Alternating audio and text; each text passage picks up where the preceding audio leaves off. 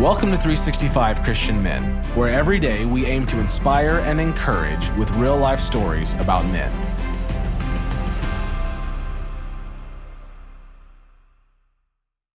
December 14th, Bryan Howard. Bryan is a man who serves Jesus with his whole life, every day. Where he works, the students and teachers call him Mr. Howard. By his work, his example, and his speech, he calls them into the kingdom of God. On this date, in 2017, Bryan won top honors as a math coach. Risk opening up about your experience. It could be the opening that someone needs. Bryan Howard had a couple of important jobs, and both of them involved middle grade kids. Principal Howard guided kids at school, and he also led at the local church's Bible club. One night during church in the sanctuary, Principal Howard noticed Brandon, one of his middle school students. And this was the second or third time that Brandon had attended Bible club.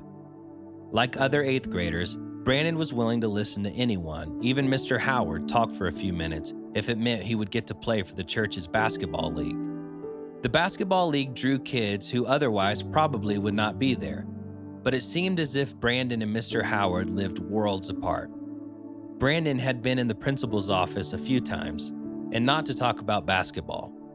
If things didn't change, Brandon's consistent misbehavior was certain to land him in the county's alternative school.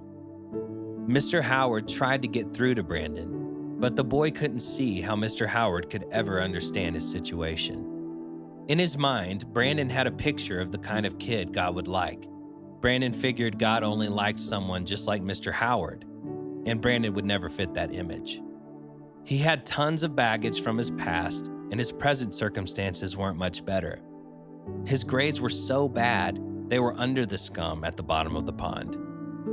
And he and his parents faced truancy court because of his poor attendance. Mr. Howard had asked God to help him get through to Brandon before it was too late. So at the Bible club meeting, when Mr. Howard saw Brandon in the audience, he smiled. Maybe God was answering his prayer.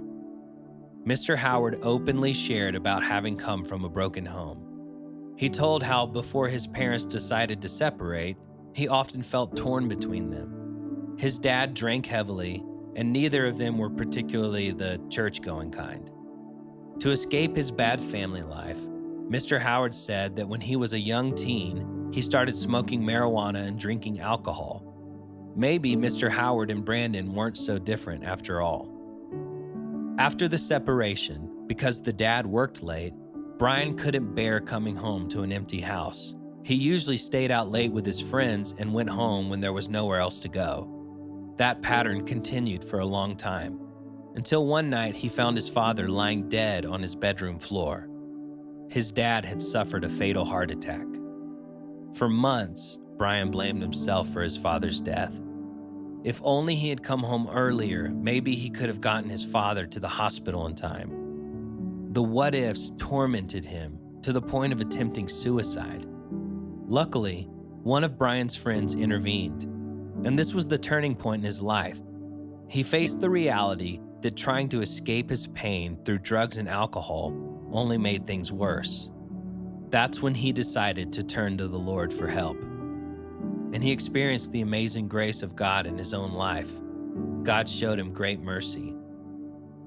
Mr. Howard begged the audience to realize that God uses real-life, flawed people to show off his acceptance, forgiveness, and grace. That night, Brandon hung on to every word. It was as if Mr. Howard was telling Brandon's life story. He often felt the same way. Mr. Howard's story pierced Brandon like a knife. Maybe he had the wrong ideas about God and the people who follow him. Maybe he could put his past behind him just like Principal Howard had. He decided to ask Mr. Howard if they could talk, and this time he would listen. In the Bible, in Jude 1, verse 22, it says, "Be merciful to those who doubt." God has a way of taking the bad parts of our story and using it to inspire and encourage others. Is there someone in your life that you can encourage by sharing your story? Risk opening up about your experience. It could be the opening someone needs.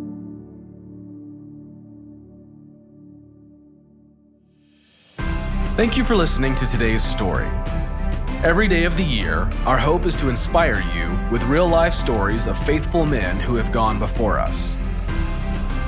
Today's story was about a man who isn't as well known as some, but his story proves that God uses ordinary men in many different ways to accomplish His purposes. Is there a man whose story has inspired you, but most people have never heard his story? We would like to hear his story and maybe include him in 365 Christian Men. Please visit our website to share the story of a man who has inspired you and join us tomorrow at 365christianmen.com.